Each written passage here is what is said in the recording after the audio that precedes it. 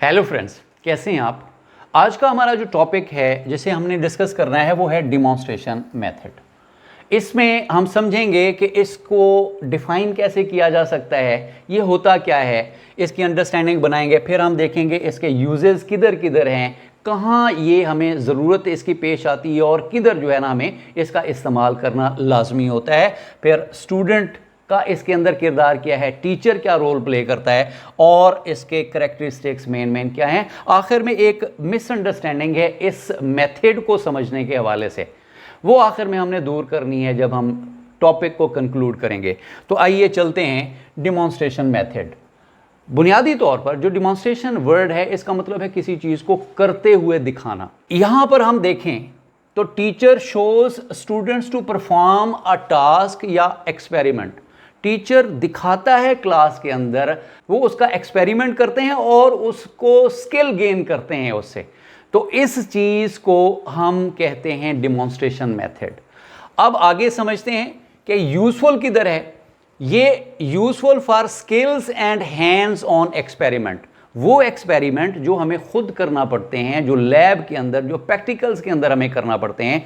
Classrooms के अंदर भी बहुत सारे ऐसे एक्सपेरिमेंट्स हैं जो बच्चों को होते हुए दिखा दिए जाएं तो उनके कॉन्सेप्ट क्लियर हो जाते हैं। अनफॉर्चुनेटली बहुत सारे मसाइल हैं इसमें, एविएट्स और रिसोर्सेज का भी बड़ा मसला होता है, इसलिए टीचर इसको करने से अवॉइड करते हैं। तैयारी में टाइम टेकिंग बड़ा होता है। तो ये वैसे बहुत यूज़फुल है और जो जदीद दुनिया है वो डिमॉन्स्ट्रेशन मेथड का बहुत ज़्यादा इस्तेमाल कर रही है। जिधर जिधर उसको ज़रूरी समझते हैं वो उसको परफॉर्म कर रहे हैं।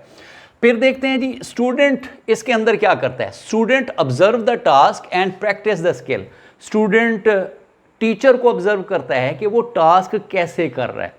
कोई लैब के अंदर एक्सपेरिमेंट है या क्लास के अंदर उसने ज्योग्राफी पढ़नी है और ज्योग्राफी के अंदर मैप रीडिंग के हवाले से, तो टीचर उनको करके दिखाएगा कि यहाँ पर ईस्ट है, ये वेस्ट है, इसको नॉर्थ कहते हैं, इसको साउथ कहते हैं। हमने लोकेशन कैसे फाइंड करनी है, उनका मोहल्ले वकू कैसे हमने चेक करना है। तो टीचर दिखाता है, करके दिखाता है और बच्चे वो स्किल बार बार प्रैक्टिस करने से सीखते हैं। इसके की करेक्टरिस्टिक्स वो क्या क्या हैं जी। इसके की करेक्टरिस्टिक्स के अंदर सबसे पहले एम्फेसिस ऑन स्किल डेवलपमेंट, कि टीचर ये चाहता है कि उसके बच्चे, उनको हुनर आ जाए, वो स्किल और हैंड्स ऑन एक्टिविटीज़ के ज़रिए किसी चीज़ को करके दिखाएं।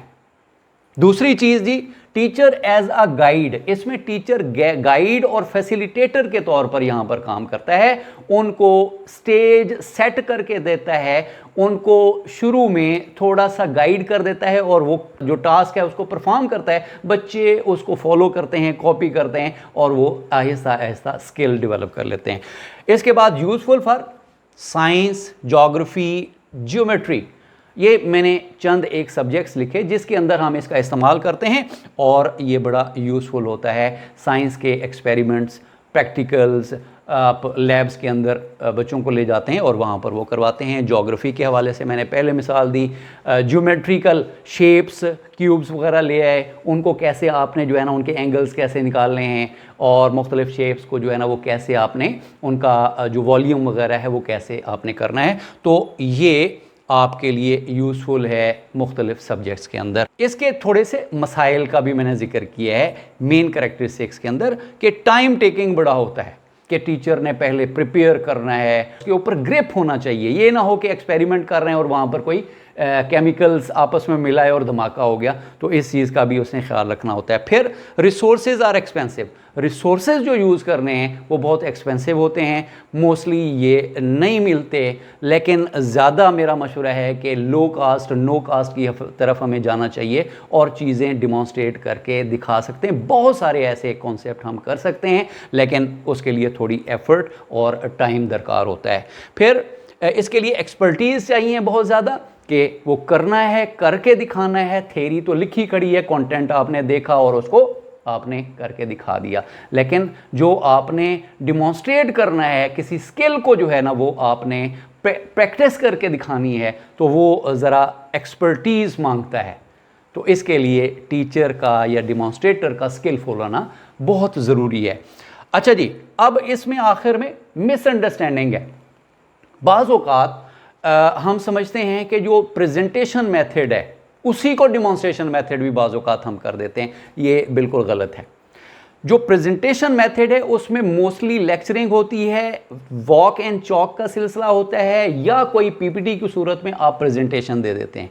जबकि डिमॉन्स्ट्रेशन, इसके अंदर कोई काम होता हुआ, आप कोई प्रोसेस, कोई प्रैक्टिकल होता हुआ दिखाते हैं और बच्चे उसको करते हैं। ये इसके अंदर डिफरेंस है। अच्छा, कंफ्यूजन किधर होती है? जब हम कहते हैं कि टीचर का डेमो होगा, यानी टीचर की डिमॉन्स्ट्रेशन होगी, तो उसने, टीचर ने आके पढ़ाया और हमने उसको ऑब्जर्व किया। हम ये सोचते हैं कि जैसे उसने पढ़ाया वो डिमॉन्स्ट्रेशन मेथड हो गया। नहीं नहीं नहीं, डिमॉन्स्ट्रेशन है हमारे एंगल से। उसने टीचिंग की प्रैक्टिस करके हमें दिखाई है। होपफुली मैं आपको समझाने में कामयाब होऊंगा कि टीचर ने हमें प्रैक्टिस करके दिखाई है, उस अमल को होता हुआ हमने देखा है, इसलिए हम उसकी प्रेजेंटेशन को डिमॉन्स्ट्रेशन समझ रहे हैं। मैं दोबारा आपको बता रहा हूं कि वो तो प्रेजेंटेशन या लेक्चर मेथड के जरिए पढ़ा रहा है, लेकिन हम उसको देख रहे हैं कि एक teacher in practice, in practical जो एटमॉस्फेयर है, क्लासरूम है, उसमें वो कैसे डिस्प्ले करता है, वो कैसा लेक्चर देता है। इसलिए टीचर की वो डिमॉन्स्ट्रेशन होती है। मेथड आगे जो भी वो यूज़ करता है, लेकिन वो टीचर की डिमॉन्स्ट्रेशन होगी इन द सेंस कि हम उसको गेज कर रहे हैं कि प्रैक्टिकली वो कैसा लगता है, प्रैक्टिकली वो कैसा डिस्प्ले करता है, पढ़ाने में कैसा है, डिसिप्लिन में कैसा है, इंटरेक्शन उसका कैसा है। तो होपफुली कि मैं समझाने में कामयाब हुआ हूँगा। ये था आज का हमारा लेक्चर। उम्मीद है आपको वीडियो पसंद आई होगी। चैनल पे नए हैं तो इसको सब्सक्राइब लाजमी कीजिएगा और इस वीडियो को ज़्यादा से ज़्यादा अपने दोस्तों के साथ शेयर कीजिएगा। आपकी समातों का बहुत बहुत शुक्रिया।